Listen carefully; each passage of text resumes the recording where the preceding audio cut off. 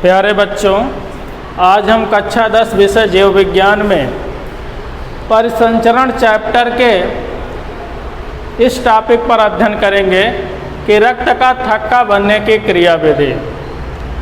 इसी टॉपिक को हम पढ़ेंगे आज कि रक्त का थक्का कैसे बनता है। देखिए, जब सामान्य चोट के लग जाने पर यानी नॉर्मल इंजरी होने पर 3 से 6 मिनट के अंदर कटे हुए स्थान पर रक्त का स्कंदन हो जाना चाहिए और वहाँ पर रक्त का स्कंदन होने के बाद वहाँ रक्त का बहना बंद हो जाना चाहिए, जिसे अंग्रेजी में ब्लड क्लॉटिंग कहते हैं। स्तनधारी प्राणियों में रक्त का थक्का बनना एक महत्वपूर्ण प्रक्रिया है। मनुष्य में भी रक्त का थक्का बनना निम्नलिखित चरण के अंतर्गत संपन्न होता है। अगर हम देखें तो इसमें नॉर्मल इंजरी में सामान्य चोट की अवस्था में 3 से 6 मिनट के भीतर रक्त का थक्का बन जाता है। यदि उसमें पर्याप्त मात्रा में विटामिन के है और वह आनुवांशिक बीमारी हीमोफीलिया आदि से पीड़ित नहीं है, तो इस अवस्था में और प्लेटलेट्स की मात्रा जो है, ब्लड प्लेटलेट्स की मात्रा जो 2.5 से 3 लाख है औसतन है, अगर इतने मात्रा में है, अगर उससे कम नहीं है, तो 3 से 6 मिनट के भीतर रक्त का थक्का सामान्य चोट लगने पर बन जाता है और कटे हुए स्थान पर रक्त का थक्का बनने से रक्त का स्राव बंद हो जाता है। वह कैसे होता है, इस बारे में हम आज अध्ययन करेंगे। देखिए, मान लिया एक कोई पार्ट है, यहाँ पे नॉर्मल सी इंजरी हो गई, कट गया, अब रक्त का स्राव बहना शुरू हो, रक्त का स्राव होना आरंभ हो गया। अब रक्त निकलना शुरू हुआ तो इसका मतलब है कि रक्त के सारे कंपोनेंट्स निकलने शुरू हुए। रक्त के साथ जो जो मिले हैं, मतलब रक्त कणिकाएँ और रुधिर प्लाज्मा, ये 2 ही होते हैं, दोनों निकलना शुरू हुए। रक्त कणिकाओं के साथ तीनों आएंगे, RBC, WBC, रुधिर प्लेटलेट्स, तो तीनों कणिकाएँ अब बहना रक्त के साथ शुरू हो गई। तो उनमें रुधिर प्लेटलेट्स भी आएगी, रुधिर के साथ वो भी बहेगी।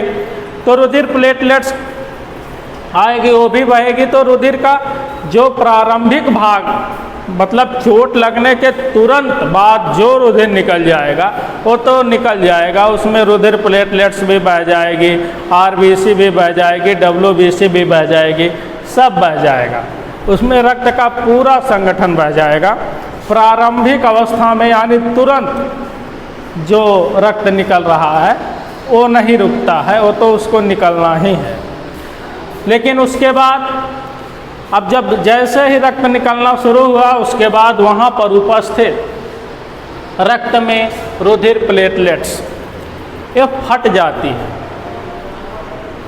ये ब्रेक डाउन हो जाती है, टूटती है। जब टूटती है तो थ्रोम्बोप्लास्टिन नामक एक प्रोटीन युक्त पदार्थ मुक्त करती है।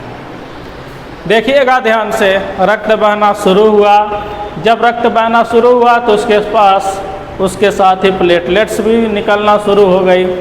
प्लेटलेट ब्रेक डाउन हो गई, टूट गई यानी फट गई, तो वहाँ से थ्रोम्बोप्लास्टिन नामक प्रोटीन मुक्त होती है और ये प्रोटीन इसी प्लेटलेट्स में ही पाई जाती है, क्योंकि यही फटी तभी ये प्रोटीन निकलना शुरू हो गई। उसके बाद थ्रोम्बोप्लास्टिन क्या करती है, प्रोथ्रोम्बिन से क्रिया करती है।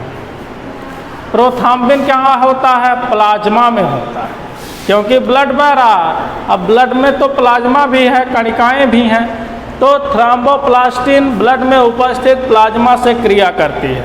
और थ्रोम्बोप्लास्टिन कहाँ से निकली है, प्लेटलेट्स के फटने से, क्योंकि ये प्लेटलेट्स के भीतर होती है। लेकिन इसमें विटामिन के आवश्यक है।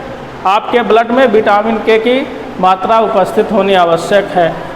1.5 μg यानी माइक्रोग्राम, इतनी मात्रा में विटामिन के बहुत है। इससे कम मात्रा होगी तो प्रॉब्लम होगी। यानी विटामिन के उपस्थित है तो यह है थ्रोम्बोप्लास्टिन प्रोथ्रोम्बिन से क्रिया करेगी विटामिन के की उपस्थिति में। यहाँ पे जैसे आप केमिस्ट्री में अभिक्रियाएं पढ़े होंगे तो यहाँ पे भी वही हाल है कि विटामिन के उत्प्रेरक की भांति कार्य करता है एज ए कैटालिस्ट के तरह। विटामिन के इसमें कैटालिस्ट की भूमिका निभाता है। जो थ्रोम्बोप्लास्टिन जब प्रोथ्रोम्बिन से क्रिया करती है तो विटामिन के उस भाग नहीं लेता उस क्रिया में, वह केवल उत्प्रेरक की भांति कार्य करता है। यानी जब थ्रोम्बोप्लास्टिन प्रोथ्रोम्बिन से क्रिया करता है तो क्रिया करने की गति बढ़ा देता है। ये अब बढ़ा देगा तभी जल्दी ही आगे की प्रक्रिया संपन्न होगी और रक्त का थक्का जल्दी जमेगा। अन्यथा विटामिन के की कमी होने पर प्रोथ्रोम्बिन जब थ्रोम्बोप्लास्टिन से क्रिया करेगी तो उसमें ज़्यादा वक्त लगेगा और फिर देरी हो सकती है रक्त का थक्का बनने में। तो ध्यान दीजिएगा, रुधिर प्लेटलेट से थ्रोम्बोप्लास्टिन मुक्त हुई। अब थ्रोम्बोप्लास्टिन प्लाज्मा में उपस्थित प्रोथ्रोम्बिन से क्रिया किया इसने विटामिन के की उपस्थिति में। अब जब इस क्रिया के फलस्वरूप मिला क्या, थ्रोम्बिन बना। थ्रोम्बिन जो है एक्टिवेटेड प्रोटीन होती है, यानी सक्रिय प्रोटीन थ्रोम्बिन बनी इन दोनों के मिलने से। किसकी उपस्थिति में, विटामिन के की। थ्रोम्बिन बन गया। थ्रोम्बिन ने क्या किया, फाइब्रिनोजन से क्रिया किया। फाइब्रिनोजन भी कहाँ है, ब्लड में उपस्थित है, रक्त में उपस्थित, रक्त के प्लाज्मा में उपस्थित प्रोटीन है फाइब्रिनोजन। थ्रोम्बिन ने क्या किया, फाइब्रिनोजन से क्रिया किया। और जब फाइब्रिनोजन से क्रिया किया तो तंतुमय मतलब इलास्टिक, जो फिलामेंटस है, तंतुमय फाइब्रिन प्रोटीन का निर्माण कर लिया। तंतुमय प्रोटीन्स हमारे शरीर में पाई जाती है, ऐसे जो फाइबर्स हैं। कोलेस्ट्रॉल भी तंतुमय प्रोटीन है, इस प्रकार की प्रोटीन है जो इलास्टिन एलाइनर होती है। तो तंतुमय फाइब्रिन प्रोटीन का निर्माण हो गया। यानी थ्रोम्बिन ने फाइब्रिनोजन से क्रिया करा तो क्या बनाया, तंतुमय फाइब्रिन प्रोटीन बनाया।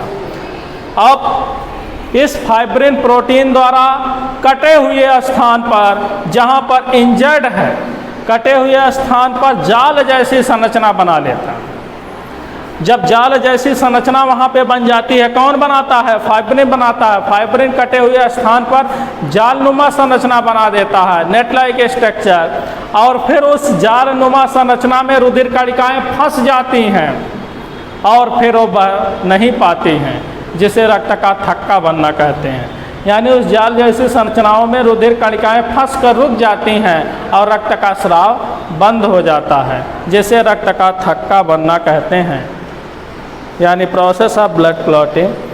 और रक्त का थक्का इस प्रकार से 3 से 6 मिनट के भीतर सामान्य चोट आदि के कट जाने पर बन जाता है और रक्त का स्रावन रुक जाता है। लेकिन गंभीर चोट के लगने पर, यानी कि क्रिटिकल इंजरी पर, यह क्रियाएं देर से होंगी और उसमें काफ़ी वक्त लगेगा। ये उनके लिए लागू नहीं होता। तो इसका अभ्यास एक बार कर लीजिएगा आप। आपके PDF में भी ये भेजा गया है और एक बार दोबारा समझ लीजिएगा वीडियो के माध्यम से और खुद से भी अभ्यास कर लीजिएगा। धन्यवाद।